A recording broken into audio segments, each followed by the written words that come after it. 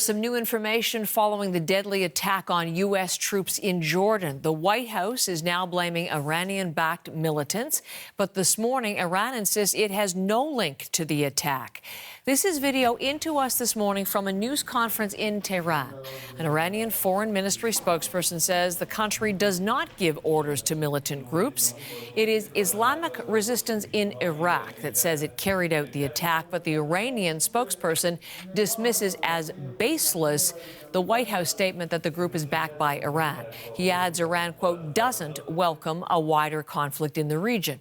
Right now, U.S. President Joe Biden is weighing the American response, but he certainly indicates there will be one at the time and place of the U.S. choosing.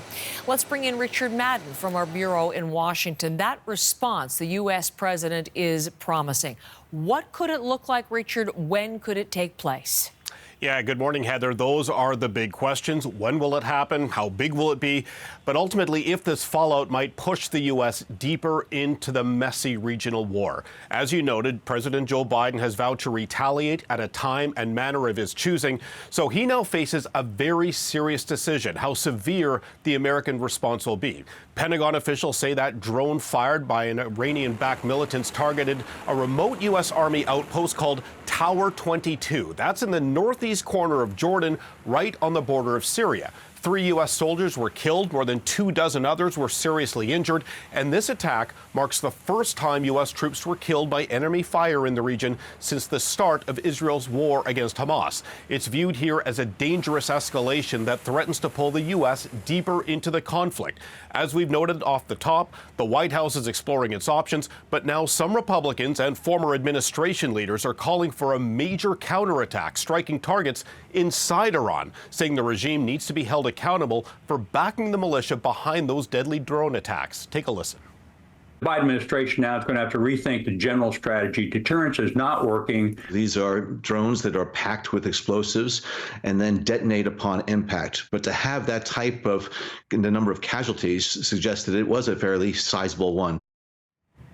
Now, typically, U.S. bases in those troubled regions have air defense systems, but they were reportedly offline when these deadly drone strikes attacked. The Pentagon now says it's investigating.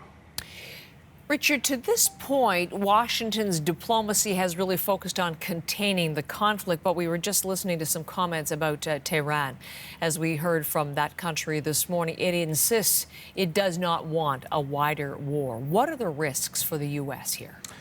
Yeah, this is all part of the larger calculation President Biden will have to make. The White House has prioritized ways to prevent the conflict from spreading and being pulled into this regional war against Iran. But Biden also has to weigh political calculations in this election year. His response to the Gaza conflict has drawn outrage from progressive Democrats, and any perceived weak response by him will draw outrage from centrists and his Republican opponents. So there's immense pressure on all fronts. Now, yesterday, hours before the attacks were made public, Biden sent his CIA director, Bill Burns, to Paris for high-level talks with officials from Egypt and Qatar.